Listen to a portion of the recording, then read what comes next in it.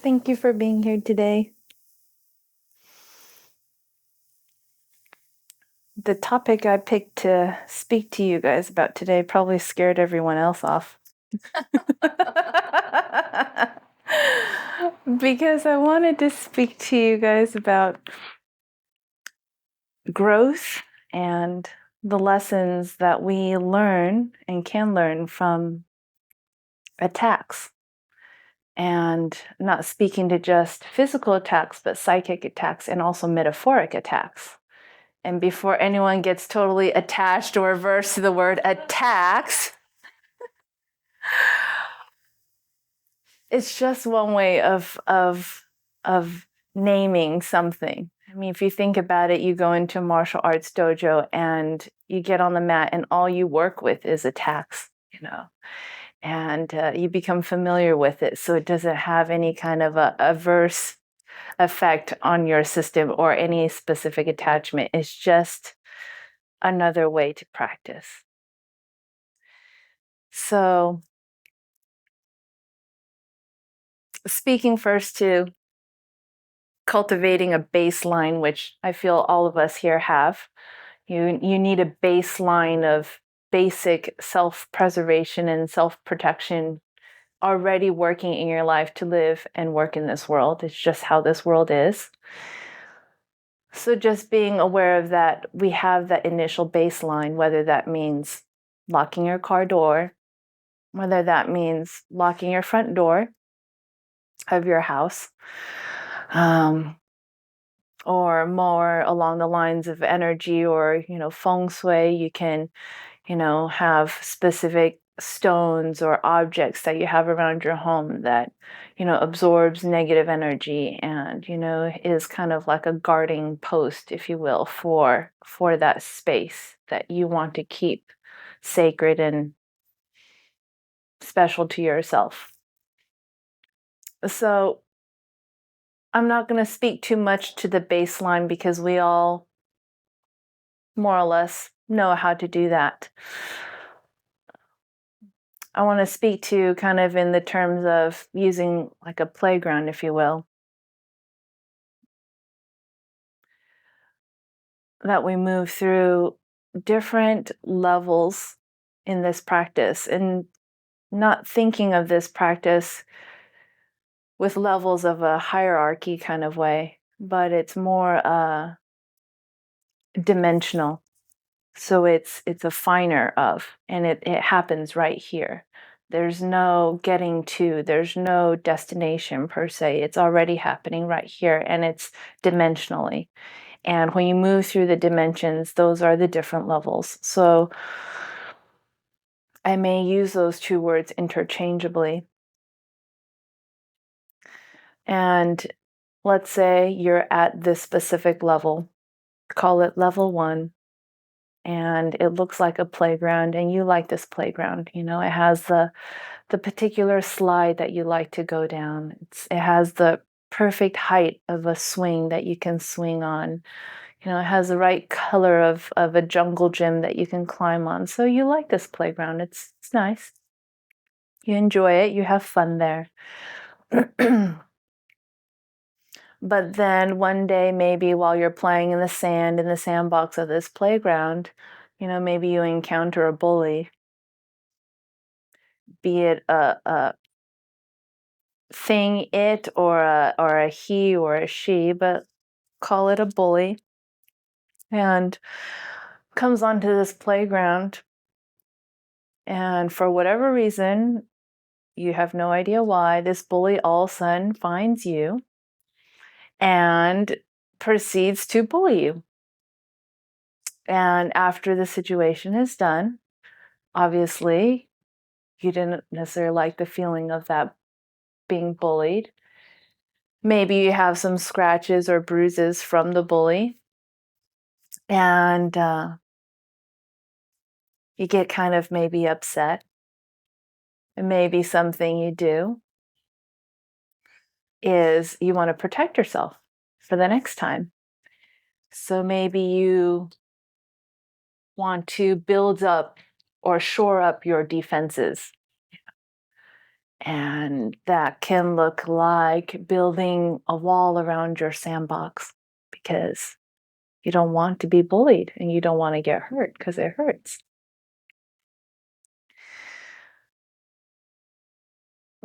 But you have to be aware of the choices and actions you make after encountering a bully, because when you shore up your defenses and place all your energy there, a few things can happen. One is you could barricade yourself in such a way where literally you have given yourself no way out and you have trapped yourself rather than protected yourself. Another aspect is shoring up all your defenses. You've put all this energy into the protecting of yourself instead of just the practice of the practice, that you lose sight on other alternatives that are available to you. You get kind of drawn into a specific focal point and get a narrower vision, narrower perception. You're not seeing other possibilities. So, what I'd like to offer to you is another possibility, another alternative to something that we might naturally do as human beings wanting to protect ourselves and preserve our own well being, which should happen. That should be a cultivated baseline, but not to go to the extreme of building a fortress around you, around the playground that you're in, and instead realize that there are numerous playgrounds and there are different places that you can go to play, even though we don't necessarily want to leave the nice, fun slide that we like to slide down, and we don't necessarily want to leave the lovely swing that we like to swing on. That there are other playgrounds you can play on where that bully doesn't go to. And how that looks like in order to go to a different playground, one is having to realize the different attachments and aversions, which, as you know, is just another form of attachment to the current level that we're at, that current playground. I almost imagine it kind of like a hot air balloon with a basket and all those different lines hooked into the basket. You have to be able to let go and release all those lines in order to be able to step through the doorway to the next playground or another level of playground. Because that's the funny thing about moving dimensionally and through the different levels, is you only can bring yourself. And that can be difficult for us because we want to walk through the doorway, but we also want to bring our slide, and we also want to bring our favorite swing set, and we also want to bring our sandbox, and it just doesn't fit through the door, no matter how much we try. And that becomes a point of struggle that can lead to suffering completely unnecessarily. It's a very simple concept to cut the lines and release the attachment and move through, but it's not easy. Simple is not easy. But it's still simple when we take a moment to realize that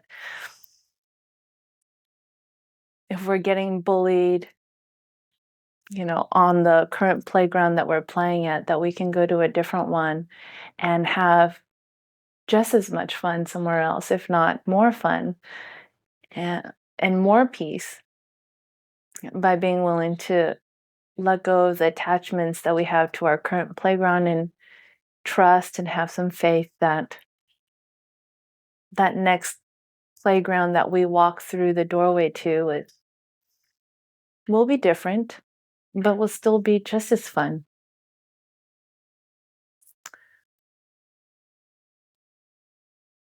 Is that making sense?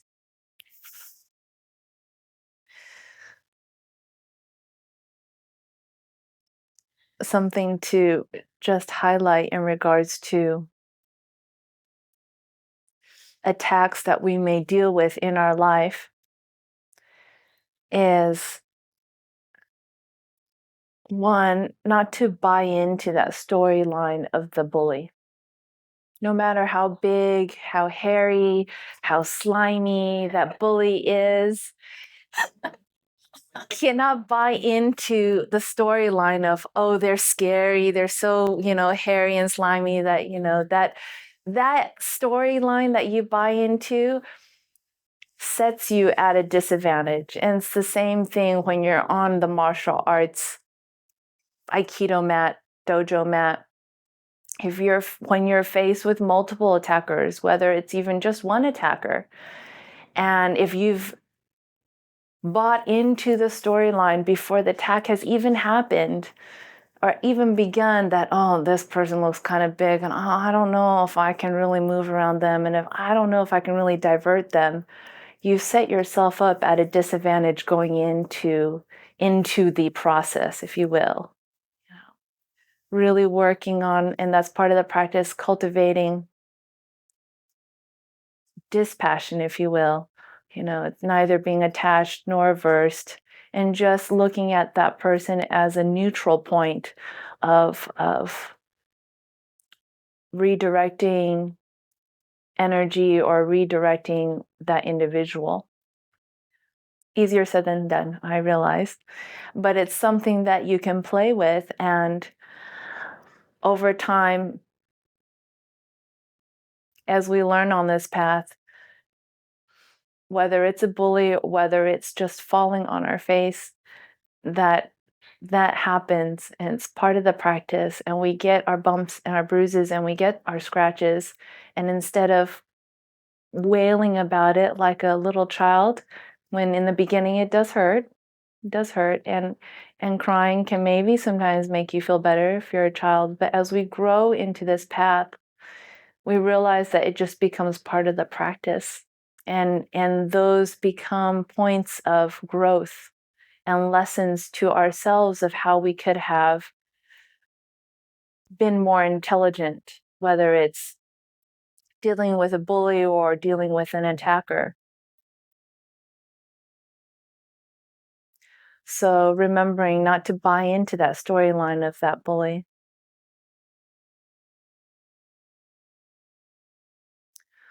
And another point is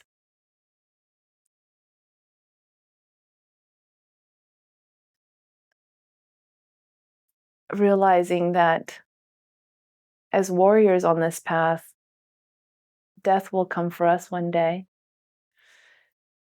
And when it does, however that may look like, that we're able to have worked on ourselves enough to let go of fear that would naturally arise, and instead allow ourselves to surrender to that moment so presently and so fully that that moment can unfold in the most perfect way, and trusting in that.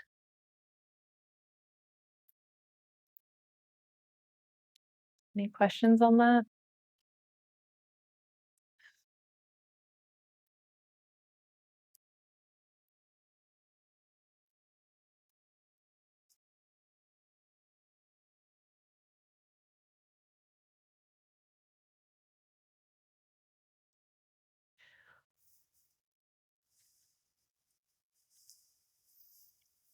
Think something to just remember and remind ourselves that this practice that we do is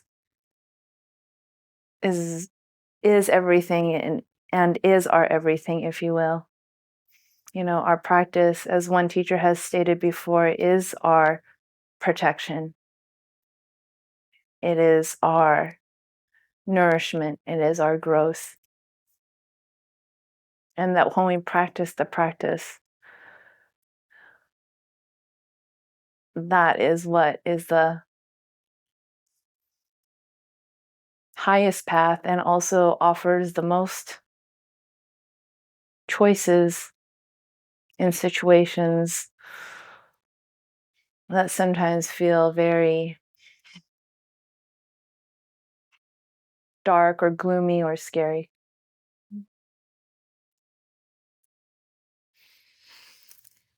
So let's go ahead and meditate. We'll do 3 songs.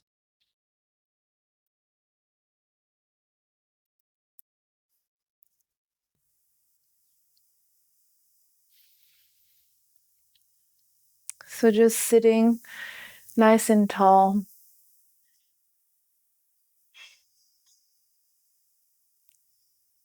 It's allowing us to enjoy this and be here now.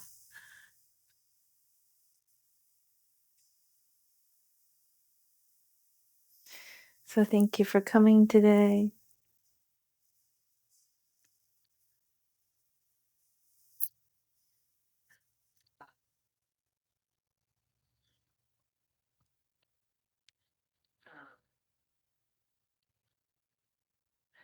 What about off the cushion?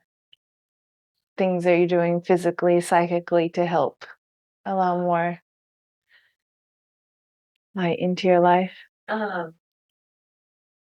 usual, like in school right now, so every second I'm thinking about a project, which is really helping. So my mind is always on the MT plan, or always on something for school, or always on something.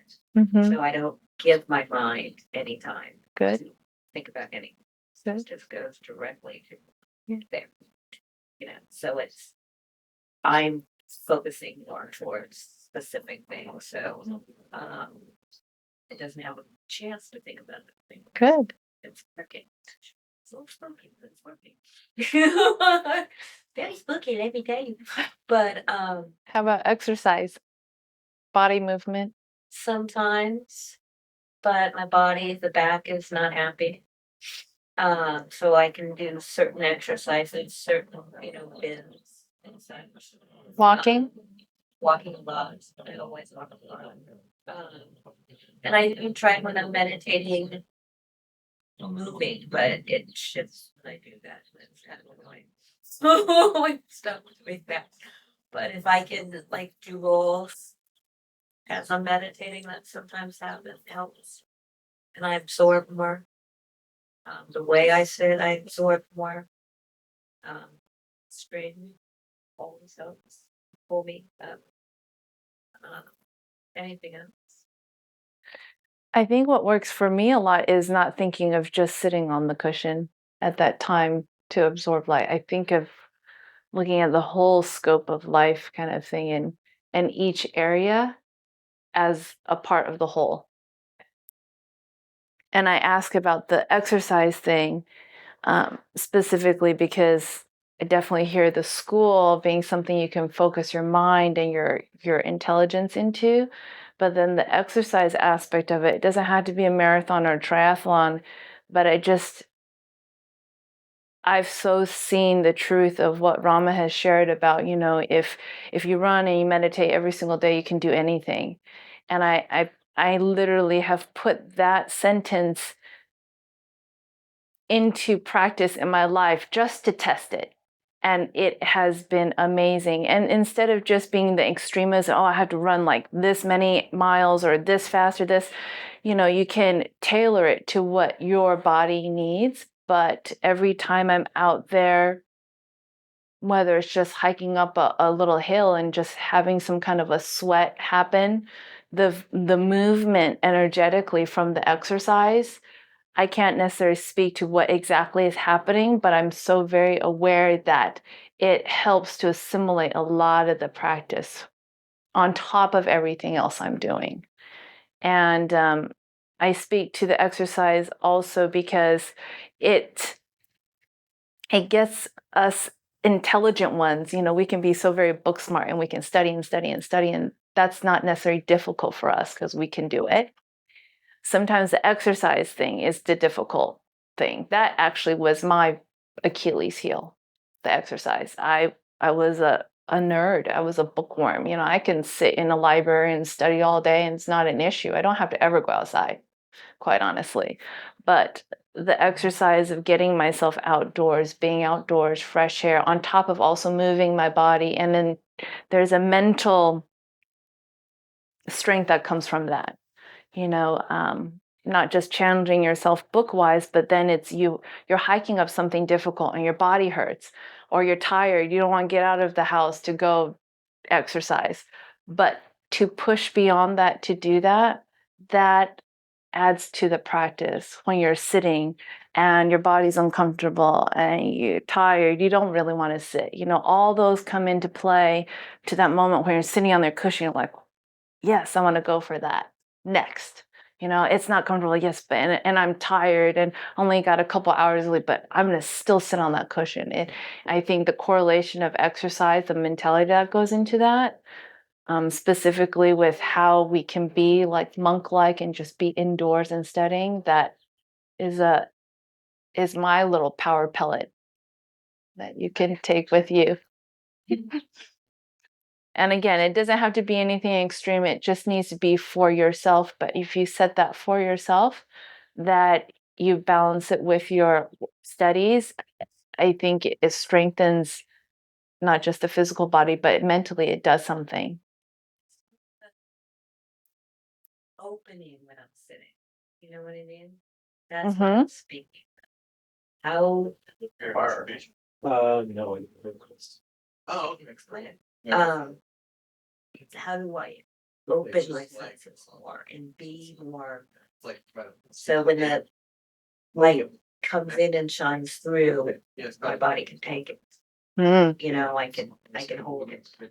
I hear exactly what you're saying about the sitting part, and all I see is running. and I speak to running because I don't want to use the word hate because it's so extreme, but I dislike running uphill. It's hard. And I'm always out of breath and never feels comfortable. And it's exhausting. It always exhausts my body. But there's one stretch of an uphill there's on a run that I can do. And every time I go up it, I just think, okay, 4x4 slow. And it just hones your senses, mine says at least, into just the next step and breathing and next step and breathing. And everything hurts. And I don't breathe very well running for some reason. I tend to be water animal rather than a land animal. So I feel like I'm hyperventilating and I'm trying to get up this hill and it's way far up there. And I say all this to say that when you're working that aspect, it going back to the sitting part, there is that opening because you can't tighten your system up when you're running uphill. You get stiff and it is painful. You have to constantly settle your system down. And I'm always having to settle my shoulders down to relax, because the more pain and agony I feel as I'm going uphill, I'm like this, I'm running like this. And I'm like, oh my gosh. And I had to say, okay, sure. And while I'm running uphill on top of that, I do like, settle, breathe. And I have to draw everything. So it's the most relaxed state while I am pushing it at that level to reach up the hill. And it's such a great practice because that is a physical thing that you can do. And I feel like I see tangible things. And then your body knows when it hits that same kind of spot when you're sitting in meditation. It's different, obviously, because you're not running uphill, but there's a similar vein there that something there. There's something there. Did you have anything to add, Isis? Please. So what she's saying is it's not about just sitting on a cushion. It's about all the other practices. Like even when we were monks and we had our little cell and we'd go into retreat for a year, even in our little cell, we had a little path to walk. And we would walk every day. Across the floor, but stairs, the circle, because it's creating that grounding in your body. You're trying to experience light, enlightenment in your body. It's not out of your body, it's in your body. So it's the exercise. And, maybe your body can't run, but it can still walk. So instead of doing the easy walk, look for the hard walk. Just push yourself, just for the sake of pushing yourself. Just say, hey, body, can you do this? Then on Sunday, I went out to the desert. The mud caves we'd never actually seen. We've driven by them. So we're like, oh, let's actually go check it out. I had to pull on my inner Billy Goat. Like almost straight up, and I'm looking at it like this is the only path, and so and then I'm trying to get to the top, and then it's like straight Holy down. cow. But it was awesome. And just the feeling of Yes.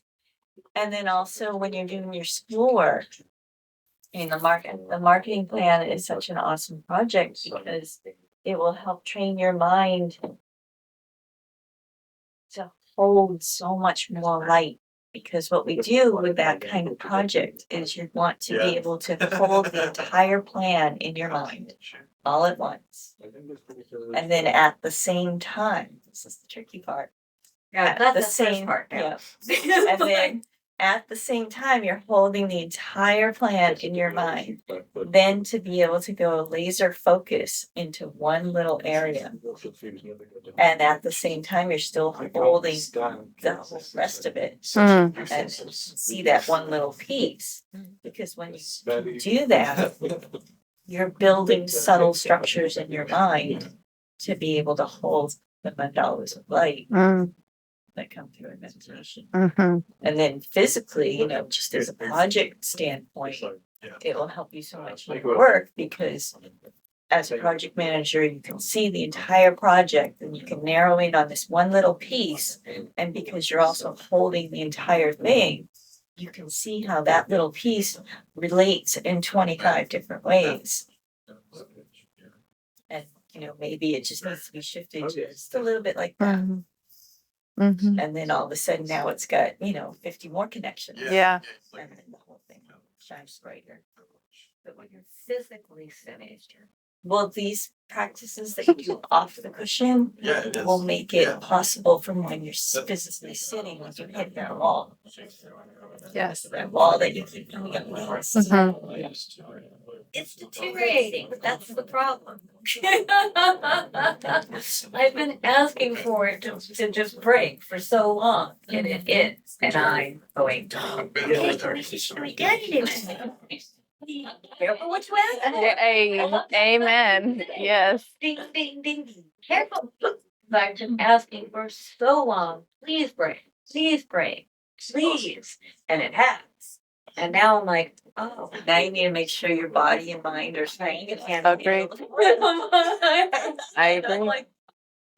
Like, Let's go. I absolutely second what Isis says. And with your structured breaking now, definitely apply the mind, school, and then the body, and that will support the structural breakdown that it doesn't go into absolute chaos. There's support that comes with that. Things happen. Yeah.